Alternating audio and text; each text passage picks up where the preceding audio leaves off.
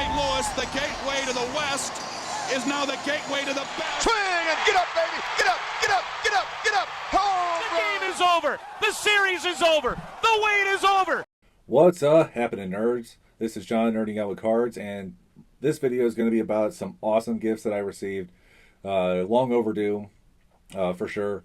In between the front yard and the backyard doing yard work and whatnot. But so two great guys. The first one is Rob over at Bucks and Six.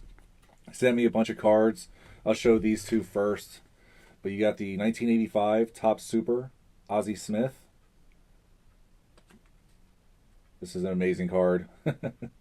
These things are gigantic. And then this TCMA Chief Petty Officer Feller. These are going to look great in the Cardmunity binder, which I already got these ones in the pages, but he sent me these cards right here. Really cool, shiny, Stan Musial, Adam Wainwright. You got Bob Gibson, Lou Brock. And then this one's my favorite that he sent me. It's this Ted Simmons card. And the reason why it's my favorite is because it came from Rob. And he's a big-time Brewers fan, a big-time Cardinals fan. And we had that mutual connection with Simba, Major League Baseball Hall of Famer. He's in the Cardinals Hall of Fame. And then he's also on the Brewers, I think it's like Wall of Fame or Wall of Honor. I forget what they call it, because they also have like a Walk of Fame, and that's a little bit more exclusive. But anyway, and then right here we got Nolan Arenado. Last night he got his 2,000th hit. Only the sixth player in MLB history with 2,000 hits, 350 home runs, and 10 Gold Gloves. So I wish he would have gotten that against the Cardinals when the Cardinals were playing in Arizona, but he got it the next game. And then Rob also sent me these cards, a couple of Brett Hull cards. Those are really cool. And this one, I remember buying packs of this when I was a kid at the 7-Eleven because the pack foil had Wayne Gretzky on it as a blue. So that was really cool. But Rob is a repeat offender. Great guy. Go check out his channel. He's doing some really amazing stuff. His top 10 videos. And he's doing like on site at a lake, at a ballpark, at the round table and all this other stuff. But it's really cool. And it's all different sports and everything. The next guy I want to shout out is Matt over at Inadequate Collection. And this dude, oh man. There's a reason why he went second. It's just like, look at all of these cards. Holy cow. And they're over here, but he sent me some notes. Man, that's embarrassing. I had them right here. But anyway, he sent me some notes. And Matt, he's a Cubs fan, so he had some colorful words for the Cardinals. But anyway, he had seen my video where I was like, I'm going to find a way to collect St. Louis Blues cards, starting off with just a really cool card of players in the 90s. And so he hit me up, and one of the players he said that I was going to be getting a card of was Guy Carbonneau. And so he's like, hey, I got some Guy Carbonneau cards I can send you. And so I was just like, sweet, because he had only been with the Blues for 1 year. So it's like trying to find a card of him that fits. I want, whatever. And then at the same time, there's just not that many. So he did send me a couple of Guy Carbonneau cards. This is one, the Pinnacle. And I like the design of Pinnacle that year. You see the hockey stick at the bottom. And like I said, this is back at a time, not only were there the other manufacturers, but the other manufacturers made the designs for each sport unique to themselves. There are some similarities, but at the same time, they changed it up for each sport, which is amazing. So Matt sent me this Guy Carbonneau card along with another one. This one is going to go in my 1990s Blues collection that I've started up. So that's really cool. And he also sent me another card that I was actually going to pick this card up for that collection, and that's for Phil Housley. And he was a preeminent offensive defenseman for the Sabres. And the Blues acquired him there in the early 90s, where they were just going out trying to get anybody and everybody. And unfortunately, he had a down year that year. But they traded him for Al MacInnis, my all-time favorite guy, so it kind of works out. But one of the things hockey does is they really celebrate the nationality of its players. It's always been a thing. And you see here the American flag behind him. And Phil Housley, of course, is an American-born player by the card design. And so I thought this was really cool. It's one that I had targeted, put on my list, but I have it now because of Matt, which is sweet. A couple more cards. I'll keep going along, so I'm showing some of the somewhat highlights while trying to also keep it from getting crazy long.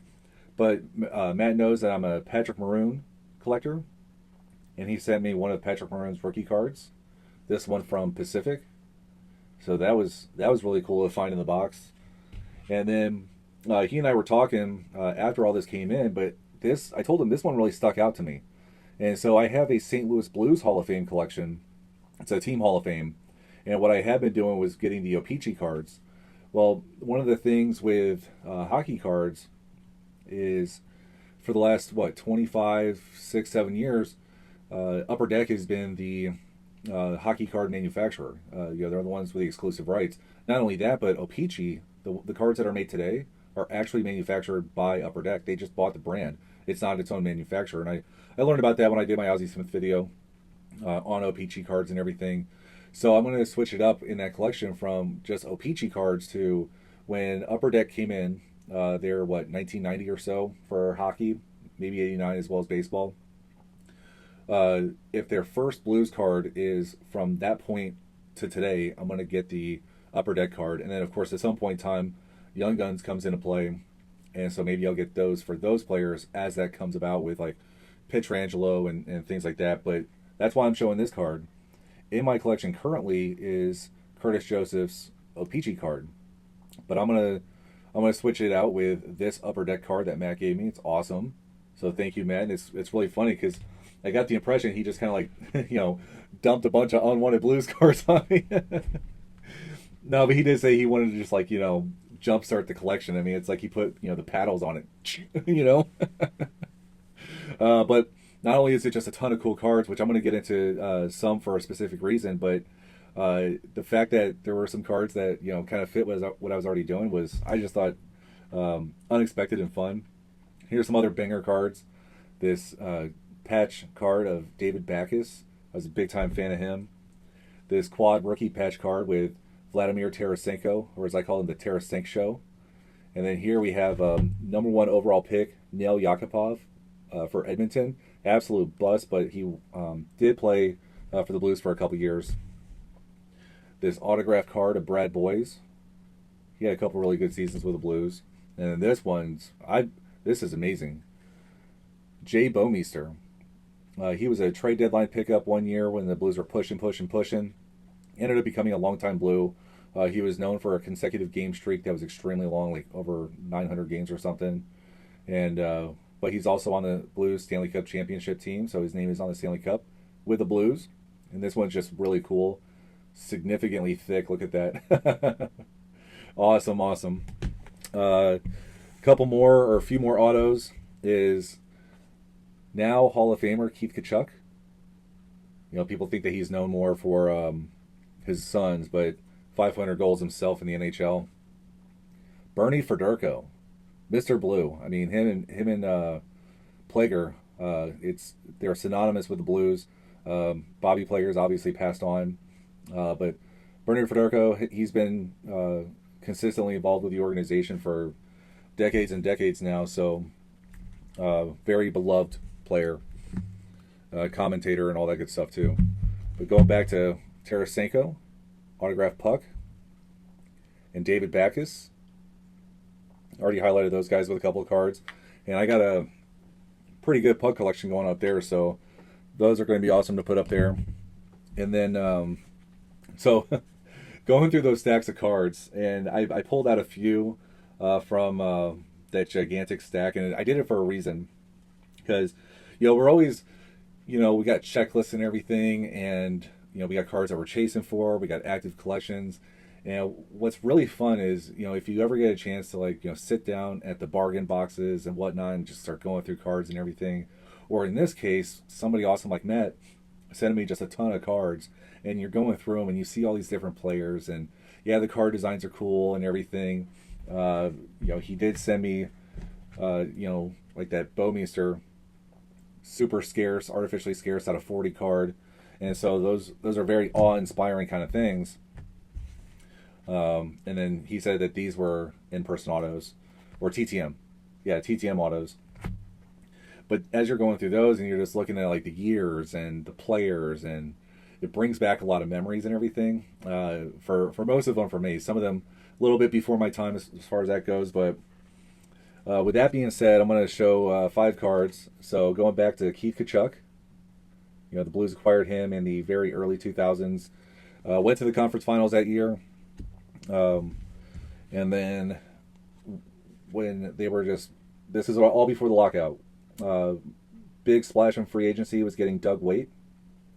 Unfortunately, they did not win a cup with either of these guys, of course. They did trade Doug Weight to Carolina after the lockout, and he won a cup there. But more specifically, like, why am I talking about these guys? It was just so cool seeing these cards. Maybe I wouldn't target them otherwise, but it brought back some memories, right? And so before the NHL lockout, that wiped out an entire season because the NHL, the owners went nuclear. They were like salary cap or bust, and they got it. There's been a salary cap in hockey ever since then. But before the lockout, it was the Blues had this promotion with Taco Bell, and it went on for a couple years. And like I said, when the lost season happened and the hockey came back, it was no more. So these guys bring back those memories of that promotion, and it was if the Blues scored 5 goals or more, tacos at Taco Bell were 20 cents. And I'll preface it with, they capped you out at 20, and that is important.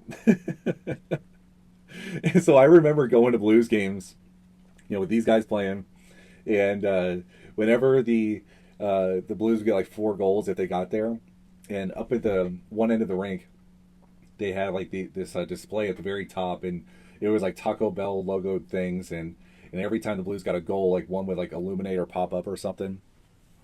And so they would get to 4. And then from there on out, for the rest of the game, it was the crowd was chanting, "We want tacos." Oh man. And it was awesome, because then if they did get the 5th goal, the place went nuts. And so so anytime they did it, I was like, well, I got to go to Taco Bell, And I remember one time the Blues scored 5 goals, and my mom went to Taco Bell, my dad went to Taco Bell, and I went to Taco Bell. And this was well before, cell phones like we know it, where you can't just like text message people. And we had cell phones, but anyway, but none of us knew that we were going. So then we all ended up converging on the house with 20 tacos each. So there was 60 freaking tacos. And back then I had much better metabolism, so I plowed through those. But and then there would be times where, because occasionally in hockey they'll play back-to-back nights, and so I remember one time there was the Blues scored 5 goals on the first game, and I was like, well, 20 tacos, let's go. And then the next night they scored 5 goals. I was like, well, shit, I got to. You know what I mean? Oh man, it was funny really thinking about that stuff. Thanks to the cards that Matt sent me, and I said I don't know really much anything about here's a Fleer card, and like all that good stuff. But man, they were so much fun to look through. I talked about it in my 90s video. Yeah, there's some heartbreak, this player, that player, all that good stuff. But it is what it is, you know what I mean? And anyway, Matt, if you have not watched his videos, if you have not checked out his channel, I recommend it. He shows a lot of really cool stuff. He shows a lot of hockey stuff. He's been getting into like showing wrestling stuff and everything. But he's talking about like sending things off for autographs, bobbleheads, the hockey cards, the patch autos. He's done a video with Adam over at Pinson and Flood for the Win. And it's just really cool, seeing what he collects and him talking about it and everything. Which that's why we're on here, right? It's just checking out other collectors, what they collect, how and why, all that good stuff. But anyway, I'm going to close this out. Thank you to Rob. Thank you to Matt. And like I said, go check those guys out. I'll put their channels down in the description below. But this is how I'm nerding out, and you nerd your own way.